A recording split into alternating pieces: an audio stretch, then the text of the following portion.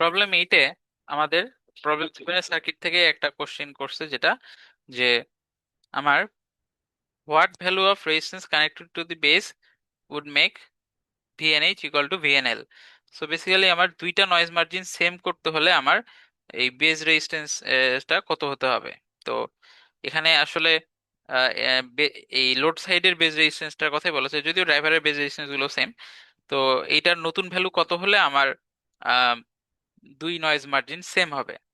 তো ব্যাপার হলো, এটা আমরা দুইভাবে চিন্তা করতে পারি, যে আমার হাই নয়েজ মার্জিনকে লো নয়েজ মার্জিনের সমান করা, অথবা লো নয়েজ মার্জিনকে হাই নয়েজ মার্জিনের সমান করা। তো কোনটা এখানে ফিজিবল সেটা একটু আমরা চিন্তা করি। আমরা যদি লো নয়েজ মার্জিনকে হাই নয়েজ মার্জিনের সমান করতে চাই, অর্থাৎ 0.3 ভোল্ট আছে লো নয়েজ মার্জিন এখন, সেটা আমি কথার কথা 2.62 ভোল্ট করতে চাই। এটাতে সমস্যাটা কোথায়? আমরা ভিআইএল যেই কন্ডিশনটা থেকে বের করছিলাম সেটা আমরা একটু যদি দেখি, এই যে এটা থেকে। তো এই সার্কিটের জন্য এটা আসছে, অন্য সার্কিটে ডিফাইন্ড হতে পারে, যেটাই হোক। এই কন্ডিশন থেকে আমি দেখতে পাচ্ছি যে এইটা তো এই জিরোর সাথে মাল্টিপ্লাই হয়ে গেল। সো আমার তারপরে সলভ করলে 0.5 ভোল্ট আসলো। তাহলে এইটাই তো বেস রেজিস্ট্যান্স ছিল। তাহলে এখানে আমি আরবি যদি চিন্তা করি, ইন জেনারেল আরবিটা আমার জিরোর সাথে গুণ হয়ে যাচ্ছে, সো আরবির ভ্যালু কত এটা কিন্তু ম্যাটার করছে না। ভিআইএল আমার সবসময় এখানে 0.5 ভোল্টই হচ্ছে। আবার ভিওএল এটাও তো চেঞ্জ করার সুযোগ নেই, এটা তো ড্রাইভার সাইডের বৈশিষ্ট্য। এবং বিজেটির একটা স্যাচুরেশন বোর্ডের লো আউটপুট, মানে কালেক্টরের ভোল্টেজের যে বৈশিষ্ট্য, এটা তো ফিক্সড ভ্যালু একটা। সো আমার ভিআইএল ভিওএল দুটাই যেহেতু ফিক্সড, ভিএনএল তাহলে চেঞ্জ করার সুযোগ নেই। তাহলে আমাদের কি করতে হবে? ভিএনএইচ কে চেঞ্জ করে আমার ভিএনএল এর সমান করতে হবে, অর্থাৎ ভিওএইচ কমাতে, ভিআইএইচ কমাতে হবে, সরি, ভিওএইচ না, ভিআইএইচ বা ইনপুটের যে হায়ার থ্রেশহোল্ড, সেটা আমার চেঞ্জ করতে হবে এমন ভাবে যেন ভিএনএইচ এর ভ্যালুটা কমে 0.3 হয়।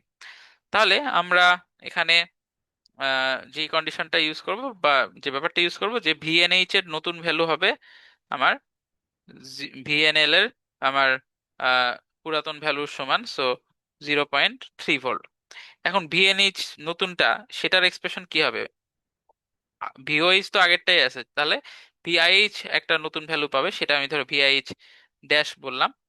তাহলে এটাই হবে আমার এই দুইটার ডিফারেন্সই আমার 0.3 হতে হবে। তো ভিওএইচ তো আগেরটাই। তাহলে আমি এখান থেকে ভিআইএইচ ড্যাশ কি লিখতে পারি? ভিওএইচ মাইনাস আমার 0.3, বা ওটা ছিল 3.5, সো 3.5 মাইনাস 0.3, তাহলে 3.2 ভোল্ট। এখন আমার ভিআইএইচ ড্যাশ এবার আমরা জানি, জাস্ট আমার আরবি রেজিস্ট্যান্সটা বের করতে হবে। তাহলে এই 0.45 এর জায়গায় আমরা ধরো আরবি চিন্তা করব। সো আমার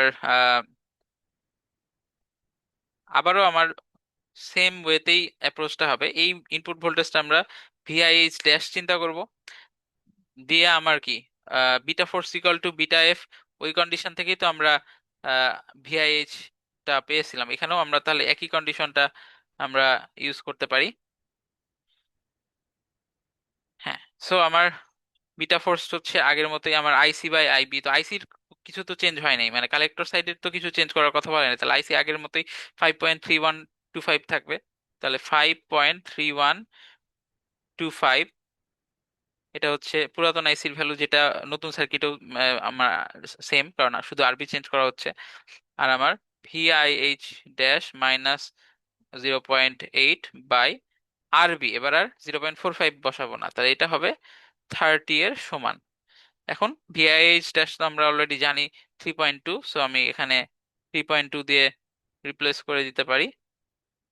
তাহলে এই ইকুয়েশনে শুধু একটাই ভেরিয়েবল আরবি, সেটা যদি আমরা এখানে সলভ করি, তাহলে আমাদের যেটা আসে যে 13.55 কিলো ওহম আসে প্রায়। ওকে, এই এই ছিল আমাদের প্রবলেম 8।